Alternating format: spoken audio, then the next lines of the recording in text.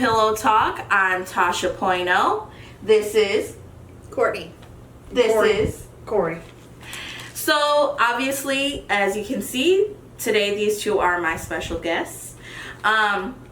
So Miss Courtney here is a lovely dominatrix. Now, would you prefer for me to refer to you as your dominatrix name, or do you want me to refer to you as Courtney today? We'll go with Lady Pain. Ooh, okay. So today we are going to be interviewing Lady Pain about some of her, fun that she does, kicking people's ass, So, first, I'm gonna, we're just gonna ease into it a little bit. So, how long have you guys been together? Not too long.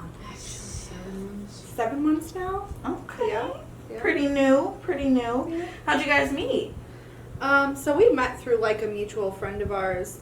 She worked with her at a different trucking company. Okay. And she came over one night. She had rode through town and decided, go and see Piper. And Piper was like, "Oh, you gotta meet Courtney. Let's go hang out. We always play cards together, or have a game night." And that was it. So Right there, actually. Yeah, right there. So We Piper talked to. was making matchmaker. Yeah. We talked to like 5:30 in the morning. Okay. See, that's the best, honestly. Like when you can have a good conversation with people. And I try to tell guys this, like, that want to just kind of like wham bam, thank you, ma'am. Mm-hmm. I'm like, no, honey, we gotta talk a little bit, because if I can't talk to you, my coochie just not gonna get wet. It just ain't. I'm sorry. I literally can't do anything with anybody. I'm demisexual. If I can't have like a mental connection, I can't have a physical connection. Literally, and that's exactly how I am. So now, how do you, Courtney, ID yourself sexually? Because I know when I first met you, you were dating someone with some peen. Well, I'm more of like a pansexual. It doesn't really matter what's in somebody's pants, or like, let's say if they have some breasts and they still have a penis, or if they don't have a chest and they have a vagina, or it doesn't matter to me. For me, I'm more like I'm in love with the person. Absolutely. I can find them sexually attractive. It doesn't matter to me. Absolutely, and that's all about that connection. Yeah. And what about you, Corey? Oh, I'm complicated. Hey, and that's okay now, and that's okay as long as you get yours. You feel me? Yeah. Oh, she does. So when, for both of you, did you guys know that you were pansexual instead of the norm of what people say the norm is of being straight?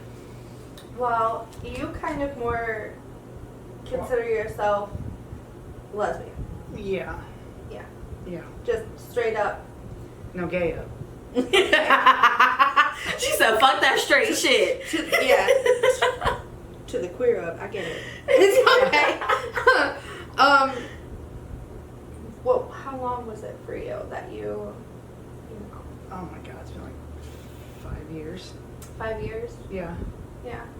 What was it like coming out for you? I had a whole lot of coming out. Because I'm trans.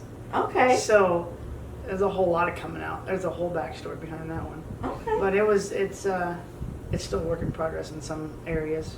Absolutely, and it takes time. That's why the podcast that I was referring to, that I was listening to earlier, they were talking about like sex workers and people that take a little bit longer to like come out about their sexuality. It's very like fucked up to out somebody, and that is all on you, and however long it takes for you to come to that conclusion or be ready to tell people, that's for you to decide and not for anybody else. And what about you, Courtney? Well, I came out to my mom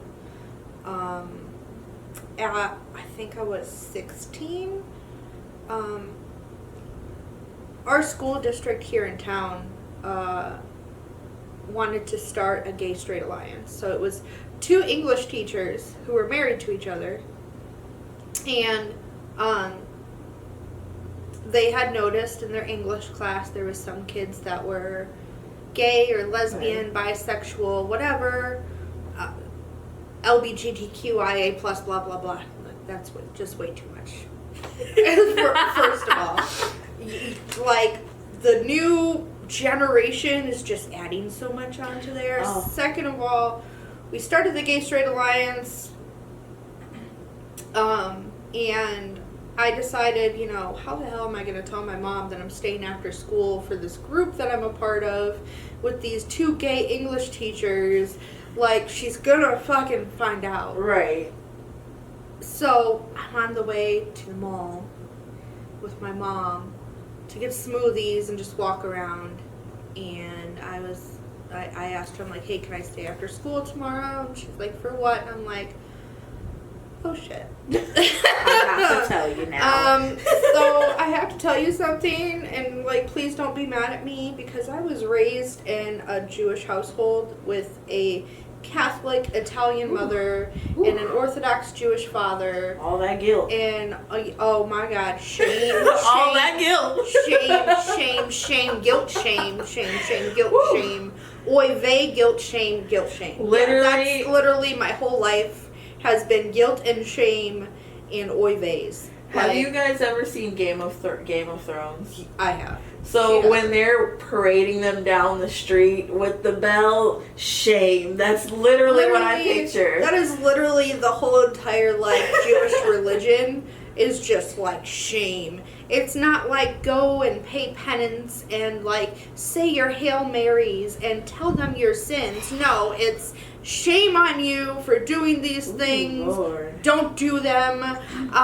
Why would you do that to yourself? I'm ashamed of you. Oh my. Oh my. I'm disappointed in you. Like, That is terrible. but And- my mom was cool about it. She's like, it's okay, honey. And see, sometimes you know, it's I mean, always when you're able to have a parent that is, you know, a little away from what their family would consider to be the norm and okay with certain things, it's like a relief that, and like a big weight off your chest. And like, you probably, like you said, you're like, oh shit, like how am I going to explain this to her? You're like, she's probably going to be like, what the fuck? We're going to send you to... I just literally was like, Mom, I'm bisexual. You're what? I like boys and I like girls. Oh, Okay. well, honey, I'm going to love you no matter what. And I just Absolutely. bawled my eyes out for about 20 minutes in the car, just parked there. And she can't console me. And then all of a sudden she's like, do you want like a chocolate shake or something? Like, to make you feel better? And I'm like, you get some chocolate. Like, you want some ice cream? Give me some ice cream. I really want ice. I ugly cried. But then once I got the chocolate, like, I was okay. And everything was fine. But I told her, don't tell Dad. And then recently, 7 months ago, we got together. My dad found out that, at 30 years old, I like women. Listen. There's this talk that I need to have with you that I should have had with you a little while previously. Oh, it but wasn't here even we a are. talk. It was just, Here's what's going on. here's what's going on in my life. And by the way, I'm engaged to a transgender woman, Dad. So he was like, okay. And then became very angry and combative, like he was going through the stages of grief. No. And that's honestly kind of similar to how it was with my uncle, because my little cousin is actually trans, was born Deanna. Okay. Now he is Kyron. And for a long time my uncle did not accept him, and I just think he didn't understand, and it kind of like turned into anger, and then there was like a lot of resentment between the both of them.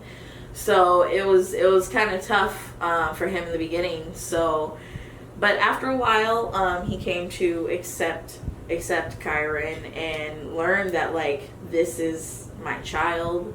I'm still gonna love you, and this is who you are. And not that I should change anything about it, but I can't change anything about it because this is how you deeply feel. Mm-hmm. And to fake like you're something that you're not, that's hurting you, you know? And that's fucked up. A lot of the times what I've noticed is parents raise their kids and expect them to be a certain way. And when you expect things from people, you end up getting hurt. Absolutely. You can't set expectations for your children.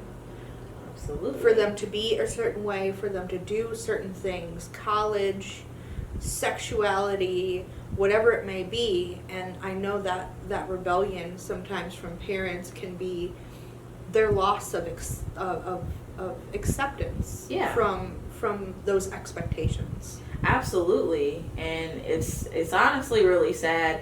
And like I've always said about anything, whether, you know, it's gender, sex and drinking, you know, anything like that, the more you push back, the more that child's gonna push back from you, and they're gonna want to do what they want to do, and like it can cause more harmful circumstances at the end of the day. So you might as well at least sit down and have a conversation and try to understand each other. Oh yeah. Thank you. If you guys like this video or any of my others, please like, comment, and subscribe to my YouTube channel. Again, did you guys want to shout out any of your socials? I know that you said you do taxidermy, so do you want to... I do taxidermy. I am the_bone_lady_mounting_shop. Okay, one more time. The Bone Lady Mounting Shop on Instagram. If you guys want to follow, I mean, we do some trucker stuff, and I also do some of my work on there, and I'd love the support. Awesome. Well, that's Pillow Talk. Trucker. This dick just does not want to stay up. Also, for the moment, what you just saw, this is probably really funny to people that are gonna see this. What you just saw, that was weird because like I got slapped in the dick that one time and I thought it was kind of sexy, but it was an accident. Yeah, I mean, some guys like that, you know, the slapping and the teeth and the, yeah. you know, that's okay. So